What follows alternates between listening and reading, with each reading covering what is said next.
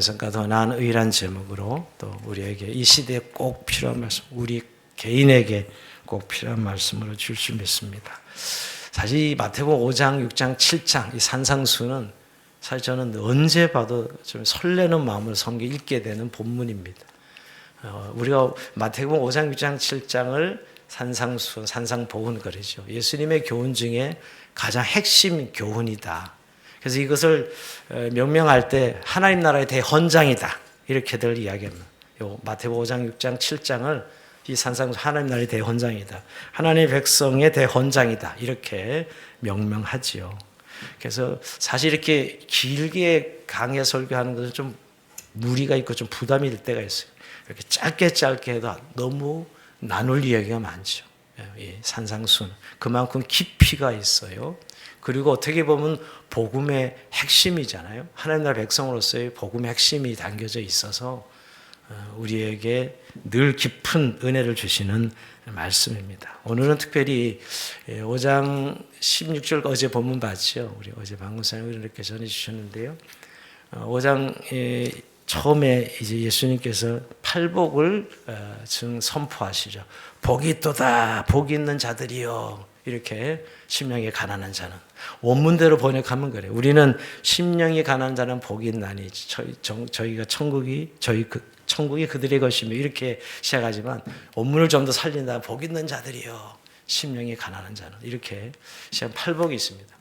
우리가 팔복을 보면 이게 복인가? 그런데 좀 하나님 나라 백성들의 복이 무엇인지 하나님 나라가 어떤 나라인지를 보여주는 복의 성격이죠. 그리고 어제 후반절에 오늘 이 13절에서 하나님 백성들의 정체성이 너희 세상의 소금이요 세상의 빛이다. 우리의 정체성을 한마디로 정리해버리죠. 우리가 세상에 보냄받은 자들로서 세상의 빛이다. 소금이다. 세상의 부패를 방지하고 어둠을 비추는 빛으로서의 우리의 정체성을 말씀했습니다. 자, 그리고 이제 오늘 세 번째 주제가 나와요. 오늘 세 번째, 네 번째인데 오늘요. 17절에서 오늘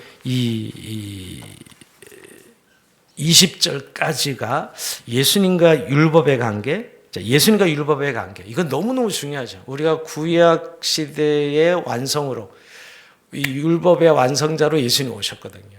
그러니까 우리가 흔히 늘 율법의 예수님의 예표가 구약이고 예수님의 예표, 모든 구약에 예수님 오시겠다는 이 예언의 완성자, 마침표로서 율법의 완성자로서 예수님과의 관계에 대해서 말씀하는 중요한 성경 해석의 원리가 오늘 담겨져 있고요. 21절에서 마지막 오늘 26절 읽은 것은 오늘 이 하나님의 백성으로서 더 나은 의. 자, 우리가 의를 입어서 구원받았는데 이제 예수님께서 더 나은 의를 이야기하시면서 더 나은 의가 어떤 것인가 하는 것을 말씀하는 내용이 나옵니다. 오늘 시간은 짧기 때문에 정말 심플하게 좀 요약하지만 우리가 좀 이 말씀을 통해서 우리가 삶에 작동하는 원리 있잖아요. 우리의 내면의 내면성, 신앙의 말이에요. 우리가 왜 그렇게 사는 거예요? 왜 그렇게 행동하는 거예요? 우리가 그렇게 살아가는 삶의 원리들이 사실 이 본문에 담겨져 있습니다. 자, 근데 오늘 이 17절에 내가 율법이나 선지를 폐하러 온 줄로 생각하지 말라. 폐하러 온 것이 아니요 완전하게 하려 함이라. 이렇게 예수님이 그냥 툭 던져요. 이 전제를 보면 그 당시에 예수님의 교훈이 마치 율법을 폐하러 온 것처럼 들렸다는 거죠. 그 당시의 사람들에게는. 왜냐하면 이 예수님이 정말 율법을 무너뜨린 사람이 아닌가. 산상수훈의 교훈을 잘못 들으면 예수님이 뭐 안식일에 대해서, 음식 규례에서, 정결 규례에 대해서, 어떤 죄인들과 교제에 대해서 이 기존 종교 지도자들과는 완전히 결이 다른 교훈으로 말씀하고 있거든요. 그 당시의 종교 지도자들과는 예수님이 결이 너무 달라요. 말씀이, 그죠? 그래서 접근 방법이 너무 다른 것이죠. 그래서 율법을 폐하는 거 아니야? 그냥 예수님 율법 없애는 거 아니야? 이렇게 예수님 파괴주의자 아닌가? 이렇게 그 당시에 예수님의 교훈이 들렸던 거예요. 그래서 예수님 그걸 이 전제로 내가 율법이나 선지를 폐하러 온 줄로 생각하지 말라. 폐하러 온 것이 아니요 완전하게 하려 함이라. 이렇게 말씀. 그래서 율법이라는 소리만 들어도 벌써 약간 알러지 반응 일으킨 분도 있어요. 뭔가 짐을 꽉 쥐우는 자유, 이건 좋아하는데 율법 끊으면서 뭔가 무게로 짓누른다는 생각을 하는 분들이 있지요. 그리고 지금 은혜 시대인데 뭐 캐캐묵은 법에 대해서 이야기하느냐고. 요새 우리나라 법자 단어가 뉴스에 제일 많이 나오는 것 같아요. 우리 한국 이 유사 이래로 이렇게 법을 이야기하는 나라 때가 있었는가 할 정도로 헌법, 뭐 헌법 수호 정신하고 뉴스만 틀면 나오는데, 그러니까 그래서 그런지도 더 법에 대한 이야기 나오면 알러지 반응을 하죠. 어떻게 보면 지금 은혜 시대인데 자꾸 율법을 이야기합니까? 근데 오늘 여러분 예수님이 한마디로 정리했어요. 내가 율법을 펴놓은 것이 아니고 율법을 완전하게 하려 왔다라고 이야기합니다. 그러니까 예수님의 율법의 관계를 정리해주고 있어요. 여러분, 예수님이 율법을 성취하러 오셨다는 것입니다. 여기 완전하게 하다, 플레로라는 이 단어는 어떤 의미일까요? 즉 율법이 가리키던 목적을 이루시러 오신 거예요. 자, 구약의 모든 율법을 이제 완성하시러 오신 것이에요. 그러니까 구약의 마침표로 오신 분이 예수님이죠. 구약은 우리가 흔히 법의 외형적인 면을 우리가 보게 돼요. 그죠? 드러나는 행위를 강조하고 행위에 따라서 처벌하고 행위에 따라서 상을 주는 그런 행위에 드러난 부분들이지만 사실 내면적인 부분은 강조되지 않고 있죠. 근데 오늘 예수님이 율법을 다시 재해석함으로 율법의 참된 정신 있잖아요. 율법의 내면성이니까 율법의 내면성을 다시 한번 드러내시고 결국 궁극적으로는 예수님의 메시아로서의 결국 율법의 모든 예표잖아요. 우리가 예표란 말, 그림자란 말 계속 썼어요. 그죠? 그것을 완성하신 분으로 오셨다는 거예요. 완성하시는. 여러분, 결국 구약의 율법은 결국 기능이 죄를 드러나게 하셔서 예수님의 십자가의 구속사역을 필요로 하도록, 즉 예수님이 그 우리의 죄인됨을 완성하러, 즉 해결하러 오신 분으로 예수님이 구약을 마침표를 찍으신 것이죠. 그러고 보면 구약은 예수님을 기다리게 하는 거예요. 우리 죄인됨을 알게 해주셔서 야, 인간은 안 되는구나. 아무리 노력해도 인간은 될 수가 없구나. 이걸 절망하게 하고 그 절망하는 순간 바로 예수님께서 그것을 완성해 주시는, 바로 율법이 가리키는 그 율법을 성취하시는 분이 바로 예수다라는 사실을 말씀하러 오신 것이지요. 우리가 잘 아는 대로 예수님의 속죄 제사, 그로 결국 이 모든 구약의 율법은 성막제도, 모든 제사제도 다 완성된 거예요. 여러분, 그런 원리를 모르면 구약은 읽을 필요가 없어요. 구약은 옛날에 그냥 그 이스라엘의 역사책이고 그냥 어느 한 종교의 그저 종교책일 뿐이죠. 만약 그 예수 그리스도로 그 구속의 역사로 성취된 것이 없다면 말이에요. 그러니까 결국 예수님이 그 구약을 완성하시고 이제 사랑과 의로 다시 갱신하는, 그러니까 구약의 모든 율법을 완성하시고 다시 예수님이 그 의의 기준이 되셔서 의와 사랑으로 다시 언약을 갱신하는 그런 의미가 율법을 완성하러 오신 것이죠. 여러분, 율법이 완성되었다 이런 말은 지금 이제 좀 제가 신학적인 표현을 써서 많이 표현해서 착각 안 올 줄 모르지만 이미 알고는 있어요. 단어를 어떻게 표현하느냐 이거에 대해서 여러분들이 좀 어려워할 뿐이죠. 그러면 율법이 완성됐다는 것을 우리가 실천적으로 느끼게 되는 부분만 한번 몇 가지 들어보려고 그래요.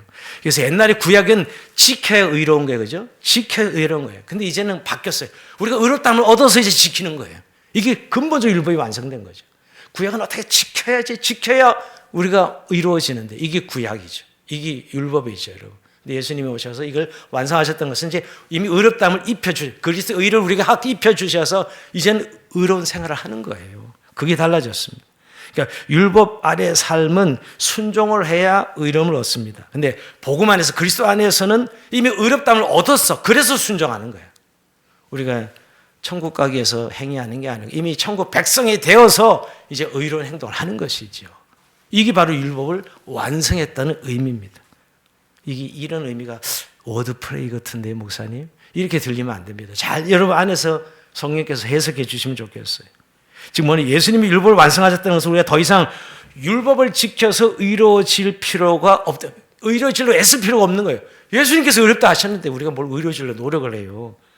그래서 로마서 10장 4절에 보면 율법의 마침이 되신 그리스도께서 믿는 자에게 의를 이루셨느니라. 다시 한번요. 율법의 마침이 되신 그리스도께서 믿는 자에게 의를 이루신 거예요. 내가 노력할 걸 예수님 대신해서 해결해 버리신 거예요. 구약에는 이걸 막 하려고 얼마나 노력하는 이게 구약의 율법이죠, 여러분. 그러니까 여러분 이제 우리가 신앙생활 할 때 불안과 강박이 아니라 먼저 의롭다 하심을 얻은 감사와 자유에서 출발해야 되는 거예요. 우리가 신앙의 동기가 이렇게 행동하면 벌 받지 않을까? 주의를 어기면 이거 뭐 내가 뭐 된통 당하는 거 아닐까? 뭐 이런 이건 아주 구약적 사고죠, 여러분. 이게 바로 아직 율법이 완성이 안 된 사람들의 신앙 태도예요. 네, 이제 내가 사랑 받았으니, 이제 내가 의롭다 함을 받았으니 이제 사랑을 나눠주고 또 하나님의 자유롭게 내가 그 은혜에 걸맞는 삶을 사는 것이죠. 이게 완전히 다르진 거죠. 그러니까 여러분 순종의 동기가 바뀐 것. 순종이 옛날에는 뭘 얻으려고 지키려고 순종했지만 이미 얻었어 이제. 그래서 순종이 되는 거예요. 이게 바로 율법이 완성된 신앙생활이죠. 그리고 율법이 완성되기 전에는 다 이 외적 행위 중심이에요. 외모로 나타나는 게 중요해요. 외형이. 근데 지금 이제 율법이 완성되고부터 내면의 동기가 중요해.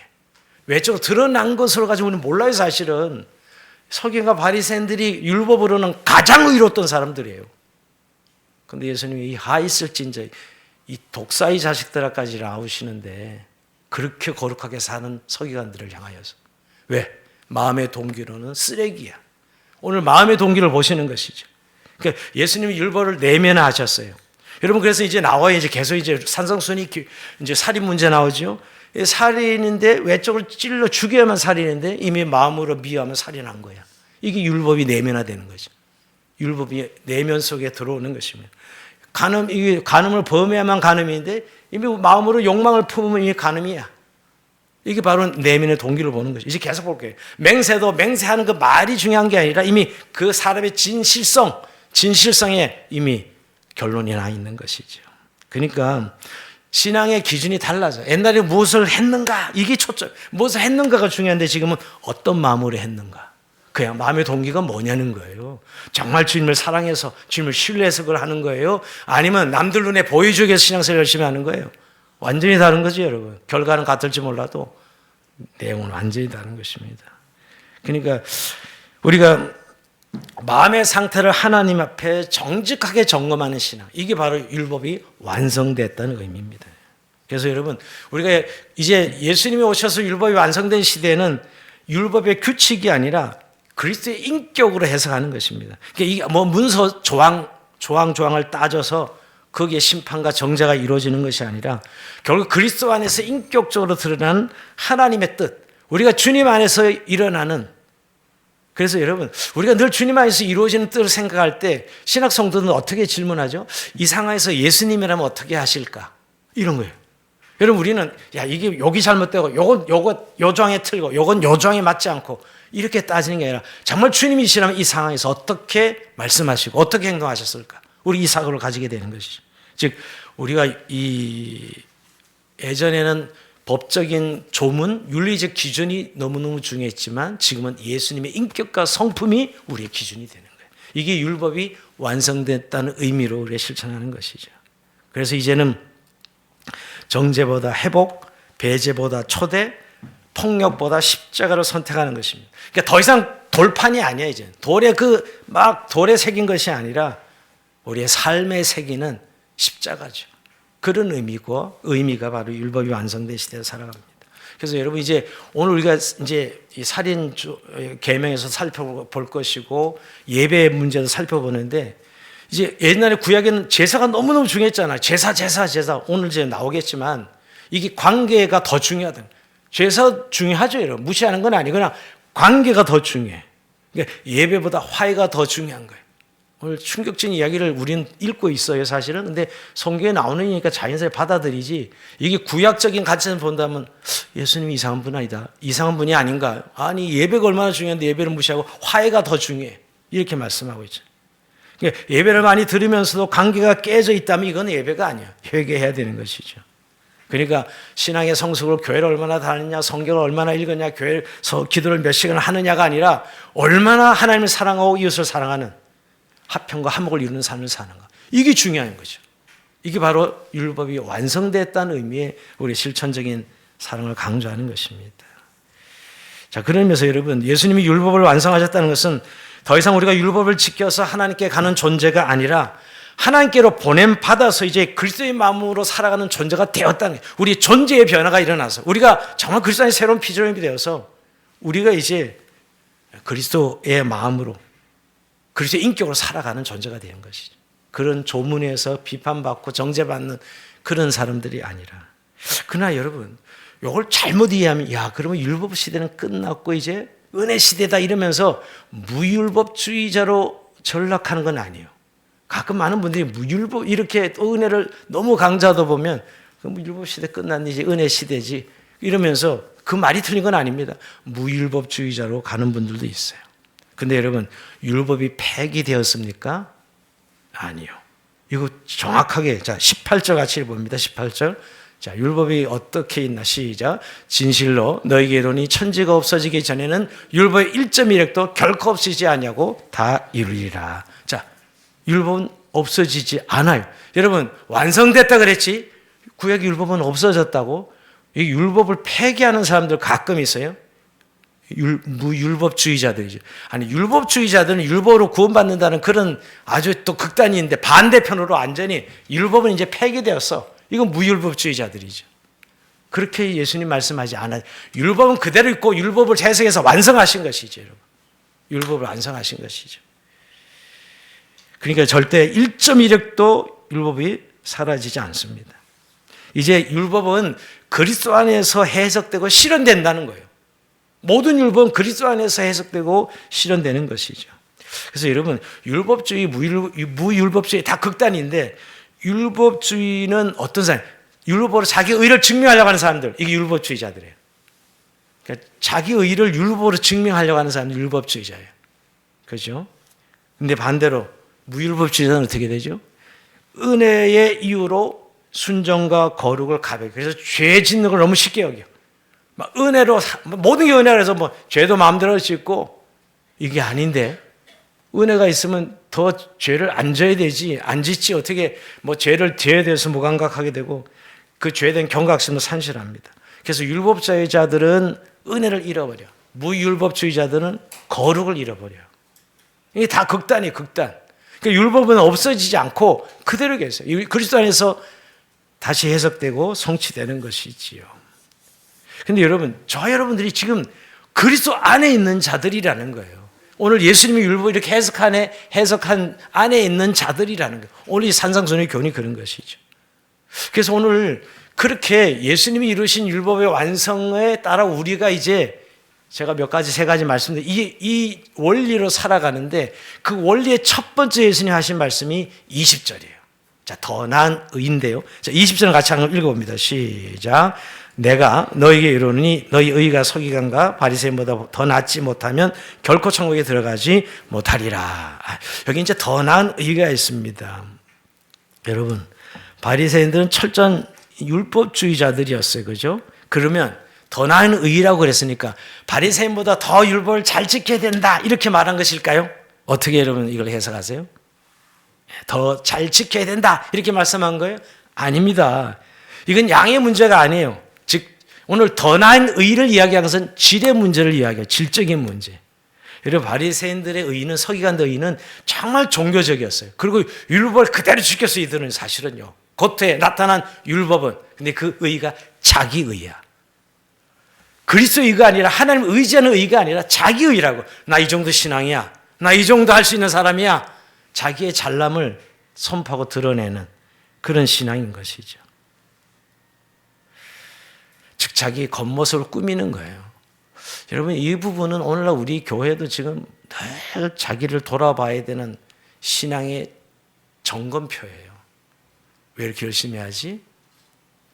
내 신앙 이 정도 된다는 걸 증명해 보이기 위해서 열심을 내는 거예요.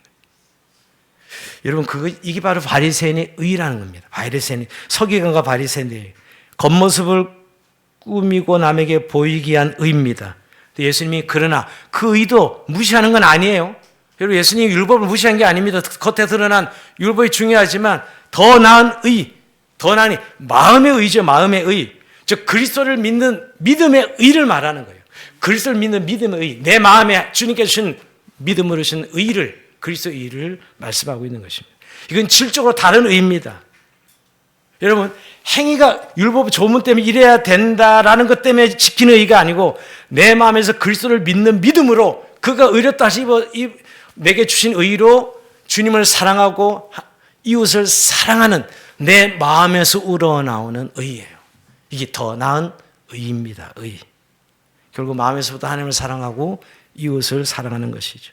여러분, 이 의는 행위로 증명하는 의가 아닙니다. 그러니까 더 잘 지켜야지, 이게 더 나은 의를 말하는 게 아니고요. 이미 의롭다 하심을 받은 자답게 사는 것입니다. 순종은 그런 의미에서 열매예요. 증명하려고 내가 순종하는 게 아니라 내 삶의 자동, 그리스도를 믿는 삶의 열매인 것이죠.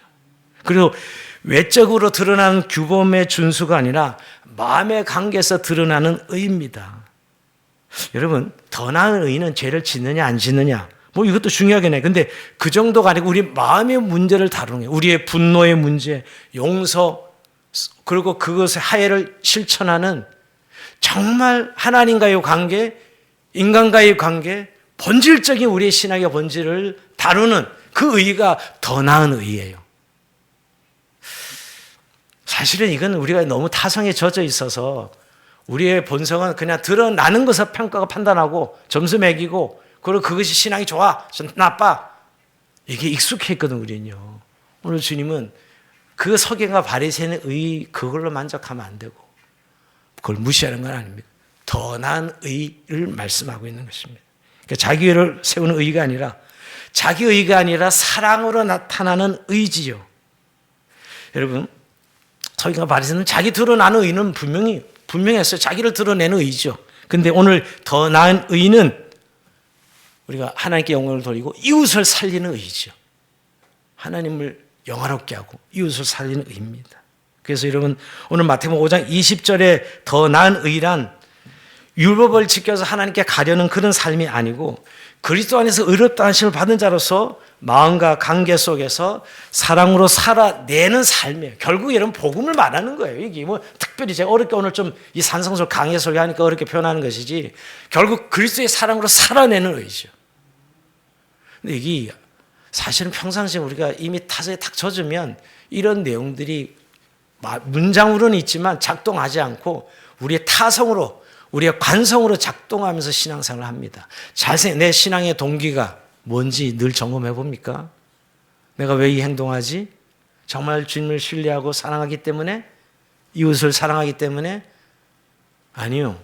그냥 내가 타성에 젖어 있어서 그냥 종교적인 활동이야. 네. 그리고 그래야 사람들이 나를 인정해주고 받아주니까. 오늘 그런 부분에서 우리가 정말 서기관과 바리새인 의보다도 못한 그런 신앙 생활을 할 수 있다는 것이에요. 자, 그러면 여러분 오늘 더 나은 의를 하나 예를 들어보는 일이, 자, 21절, 22절입니다. 자, 더 나은 의를가 어떤 것이 이제 적용시키는가 봅시다. 자, 21절, 22절 같이 읽어봅니다. 시작. 옛사람에게 말한 바 살인하지 말라. 누구든지 살하면 심판을 받게 되리라 하였던 것을 너희가 들었으나 나는 너희에게 이르노니 형제에게 노하는 자마다 심판을 받게 되고 형제를 대하러 나가라는 자는 공회에 잡혀가게 되고 미련한 노면하는 자는 지옥불에 들어가게 되리라. 아멘. 이거 참 무서운 말씀하시는 겁니다. 이거 살인하지 말라 6계명이잖아요. 10계명에. 6계명인데 예수님이 6계명을 이렇게 말씀하셔? 그 엄숙한 6계명을 말이에요. 네가 살인하지 말라는 말을 들었지. 이게 구약의 6계명을 다 알고 있으니까 이스라엘 백성들이. 근데 그거 살인하지 않으니까 난 율법을 잘 지키고 정말 신앙이 좋은 사람이야. 지금 그렇게 너희가 생각하고 있다면 큰 오산이다는 거예요. 그야말로 오늘 이 서기관과 바리새인들 의가 그 정도 수준인 거예요. 그러니까 살인하지 않나. 그러니까 미워 죽겠는데도 살인만 안 하면 되는 거지. 그러니까 막 분노하고 막 저놈을 죽이고 싶은데도 살인만 저지르지 않으면 6계명을 지킨 거라고 생각하는 것이죠. 그러나 너희가 형제에 대해서 미워하고 욕을 하고 무가치하게 생각했다면 이미 살인한 자 똑같이 돼서 지옥불에 던져진다는 거예요. 완전히 구약을 예수님이 율법의 완성자로 해석하시는 것이죠. 여러분, 예수님의 새로운 해석은 결국 외적인 어떤 근거에서 내적 동기로 바꾸고 있는 거예요. 살인만 안 하면 사실 우리는 다 6계명을 잘 지킨다고 생각했는데 아니요. 미워하기만 해도, 분노하기만 해도 어떻게 살인한 자와 동일하다는 것이죠. 형제에게 노하는 자마다 심판을 받게 되고 결국 여러분, 우리가 왜 살인하지요? 마음의 미움의 뿌리가 발동해서 결국은 분노의 뿌리가 발동해서 결국 나중에 죽이는 거잖아요. 그러니까 마음의 동기부터 이미 살인했다고 말씀하고 있는 것입니다. 그러니까 사람 죽이지 않았다고 해서 의롭다고 말할 수 없다는 것입니다. 물론 세상은 그 나타나는 것을 보지요. 근데 주님은, 하나님 나라는 동기를 보신다는 거예요. 결과는 뭐 당연히 보죠, 여러분. 동기 속에서 이미 내가 살인하지 않았지만 이미 살인할 수 있는 것이죠. 라가라는 말은 여러분 상대를 무가치한 존재로 취급하는 말이고, 미련한 놈은 하나님 앞에서 그 존재를 부정하는 말입니다. 그 당시 욕인대기. 요새 제일 말한 우리 젊은 애들이 이렇게 붙이는 거 뭐 입에 그냥 자연스러운 언어더라고요. 요새 아이들 들어보면 이러면서 애들이 그냥 근데 참 저렇게 욕을 자연스럽게 또 멋들어지게 한다. 참 내가 어쨌든 보면. 근데 여러분 그 상대방을 그 부정하는 그런 단어죠, 사실은.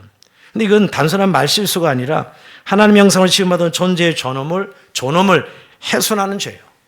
여러분 인간이 왜 존엄하죠? 하나님의 형상을 지음받아서. 하나님이 피조물이라서 여러분이 존엄한 거예요. 뭐 달리 존엄한 게 아니라, 저는 맨날 인간 그 생명 존엄 운동할 때 묻고 싶어요. 왜 이 사람을 존엄하다고 생각하십니까? 왜 생명을 존중해야 된다고 생각해요? 물어보면 답을 별로 못 하더라고요. 뭐 윤리적인 얘기 좀 하지만 근본적 인간은 하나님의 형상을 입은 존재이기 때문이에요. 오늘 그것을 훼손하는 죄가 바로 살인죄입니다. 그러니까 이미 그 하나님의 형상으로 지은 인생에 대해서 오늘 나가라 욕을 하고 미련한 놈이라 하는 사람은 이미 살인하여 지옥불에 던져진 것과 똑같다는 것이, 그렇게 말씀하고 있는 것이.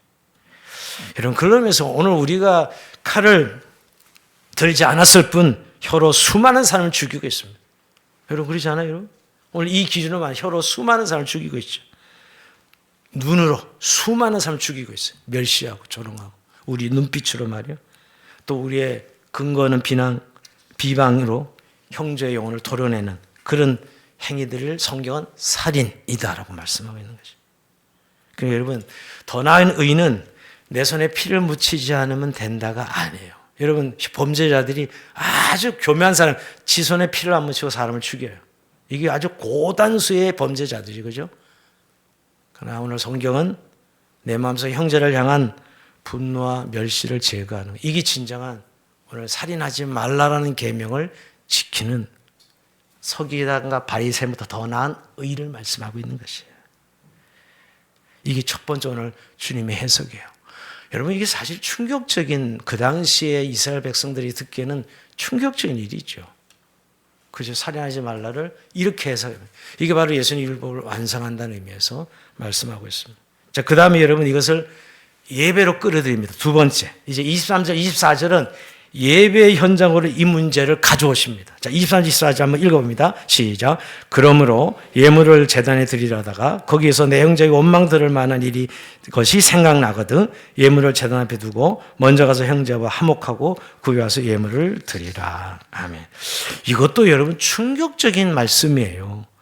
여러분, 예배가 얼마나 중요한데, 제단에 예물 드리려고 지금 가고 있는데 오늘 예수님이 형제랑 만약 불안이 생각나거든, 아니 예배 드리고 가서 형제 화목하는 게 아니에요. 그 즉시 다시 예물을 내두고 버려두고 다시 찾아가서 형제랑 화목하고 화해하고 그러고 나서 예배를 드리라는 거예요. 여러분, 유대인에게 제사는 절대적인 거였어요. 제사는. 근데 예수님은 이 제사보다 화해를 먼저 우선하라고 말씀하십니다. 그리고 오늘 예물을 드려 원망 들을 만한 일이 생각나면 형제랑 화목하는 게 더 먼저다, 이렇게 말씀하고 있는 거예요. 이건 사실 그 당시에 충격적인 가르침이에요, 사실. 그러니까 예수님이 율법을 파괴하러 왔다고 이렇게 사람들이 말할 수밖에 없는 것이죠, 여러분. 하나님께 드리는 제사보다 인간사의 화해가 우선이라는 것입니다. 왜 그렇죠, 여러분? 왜 하나님이 더 중요한데, 사실 왜 하나님과 예배드리는 것보다 인간사의 화해가 먼저라고 말씀하시는 것인가? 이건 이런 거예요. 이거는 결국은 하나님은 관계가 깨어진 상태에서 드리는 종교적 행위를 기뻐하지 않으신다는 거예요. 이건 예배를 가볍게 여겨라, 제사를 무시해라, 이런 말 아닙니다. 이거 잘못 오해하면 예배 좀 무시해도 가볍게 생각이 되나 보다는 거 아니고, 결국 하나님의 사랑한다면 이웃과 사랑은 분리되는 요소가 아니라는 거예요. 우리가 늘 왜 자꾸 우리가 마음대로 율법을 해석하죠? 하나님 사랑하는 이웃 사랑하는 것이고, 이게 분리하는 거예요. 그마다의 진실성을 이야기하면서. 근데 하나님의 사랑과 이웃 사랑은 분리될 수 없습니다. 오늘 여러분 교회가 깨어진 모습은 다 이 모습이에요. 다 이렇게 분리되어 있어요. 하나님을 사랑한다는 사람이 결국 가족은 사랑하긴커녕 학대하고 조롱을 멸시하는 이런 일들이 벌어지고 있고, 그죠? 반대로 이웃을 정말 사랑한다는 사람이 하나님과는 관계가 완전히 깨어져 있고, 이런 일들 말입니다. 여러분, 왜 이렇게 화해가 중요하냐? 이 관계가 왜 이렇게 우선시돼야 되느냐? 여러분, 하나님이 예배당 안에서만 존재하시고 예배당 안에서만 계시는 분입니까? 여러분, 우리가 성속 이혼론자들이 의외로 많아요. 교회는 거룩하고 세상은 속하다. 이게 중세 때부터 온 잘못된 정말 이혼론 신학이죠. 여러분, 하나님 통치가 있는 건 다 거룩한 것이지, 여러분 장소의 문제예요. 여러분, 교회가 또 들어오면 교회도 또 하나의 세상일 뿐이에요. 사실은 중요한 건 주님의 말씀의 통치와 사랑의 통치가 있느냐는 것이죠.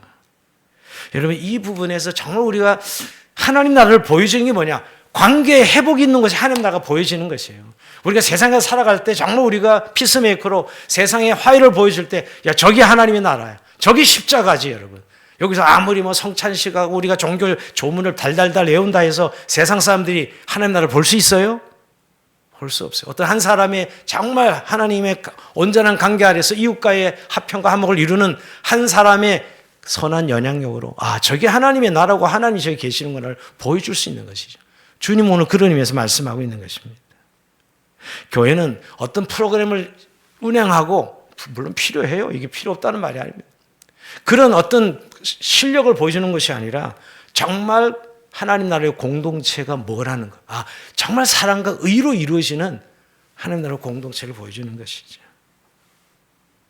그래서 오늘 뭐라고 얘기합니까? 급히 즉각 순종하라고 말씀합니다. 미루지 말고, 여러분 25절 26절에 보면 그런 일이 생각나거든 미루지 말고 바로 해결하라고 합니다. 25절 27절 같이 읽습니다. 시작.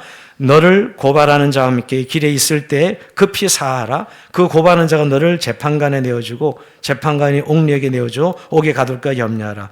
진실로 내게 이르노니 내가 한 푼이라도 남김없이 다 갚기 전에는 결코 거기서 나오지 못하리라. 아멘.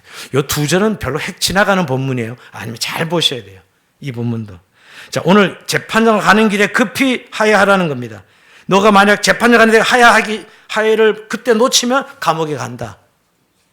뭐예요? 우리의 삶의 종말성을 이야기하는 거예요. 여러분, 시급성을 이야기하는 겁니다. 뭐냐면 우리가 최종적인 재판장이신 하나님 앞에 서기 전에 해결하라는 거예요. 이게 오늘 종말의 시급성이죠. 우리 이 땅에서 맺힌 거 풀어야 된다는 것이에요.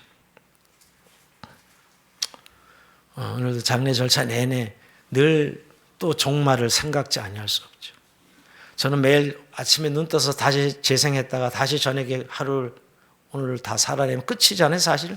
그런데 이렇게 하루도 이렇게 늘 종말적 의식을 가지고 살아가지만, 그래도 한 인생이 오늘 우리가 흔히 90인생, 100세 인생, 그래도 금방입니다, 금방. 그죠? 너무너무 금방이에요. 이미 이제 미래가 보입니다.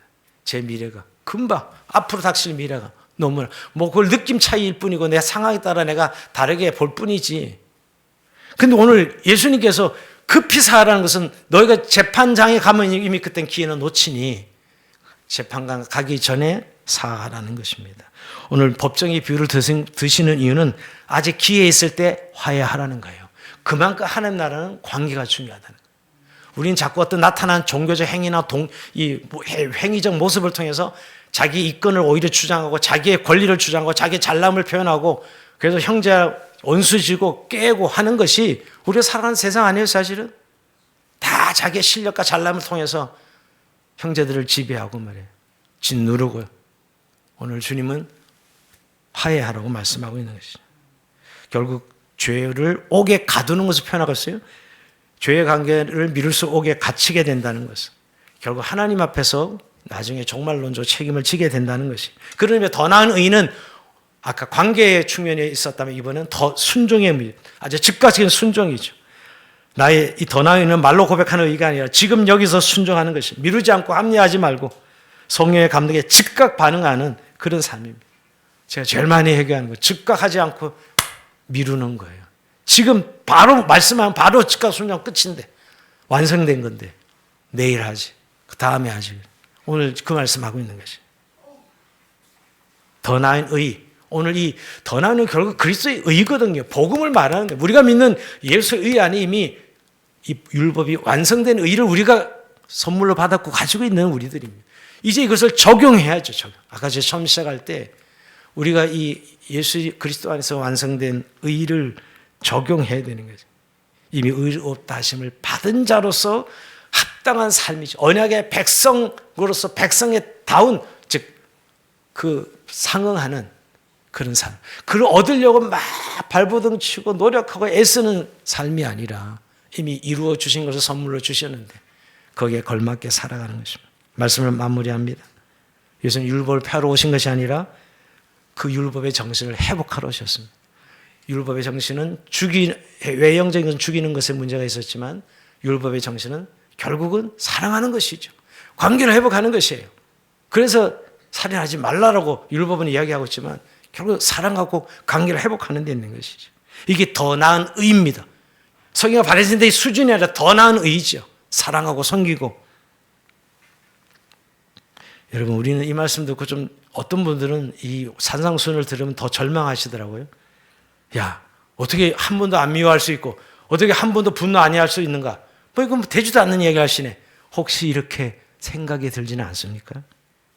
이거 다 그러다 우리 다 지옥 가겠네. 예수님께서 지옥불에 던진다. 지금 말씀하셔도 산상수훈 읽다가 다시 절망하는 분들을 봅니다. 예, 맞습니다. 우리는 그럴 수 없는 자들이에요. 그래서 우리에겐 매 순간 그리스도의 의가 필요한 자들이에요. 매 순간 그리스도의 의가 필요한 자들입니다. 그리스도로 사라져야만 우리가 이 말씀을 이룰 수 있는 자들입니다. 그래서 여러분 우선 복음 앞에 정직하셔야 됩니다. 감추지 마시고요. 복음 앞에 정직하게 나를 드러내시고 복음으로 나를 씌워야 됩니다. 즉 십자가를 붙드는 것입니다. 우리가 매일 십자가 하는 이유가 뭐 이미 종교화된 형식의 틀 십자가 말고 십자가는 붙드는 것이죠. 왜냐하면 예수님이 십자가에서 완성하셨기 때문이에요. 즉 삶으로 살아내는 의. 여러분 우리 의가 지금 율법의 의에 머물러 있지는 않습니까? 잘 우리의 신앙에 점검을 좀 해보면요. 나는 마음의 의인가 행위의 의인가? 늘 행위의 의를 쫓아 절망하고 행위의 의 때문에 교만하고 있지는 않습니까? 마음에 그리스도로 말미암아 준 평강으로 준 의, 이걸로 자유를 누리고는 계십니까? 아니면 예배당에서 그냥 우리끼리 누리는 종교적 의입니까? 아니면 저 삶의 현장 속에서 하나님 말씀을 살아내는 사랑의 의입니까? 오늘 주님은 서기관과 바리새인보다 더 나은 의를 말씀하고 있는 것이죠. 오늘 여러분 다시 한번 그리스도의 의를 붙들고 오늘 주님이 율법에 성취된 삶을 살아내는 저 여러분 삶이 되길 주의 이름으로 축원드립니다. 자, 우리 찬송하고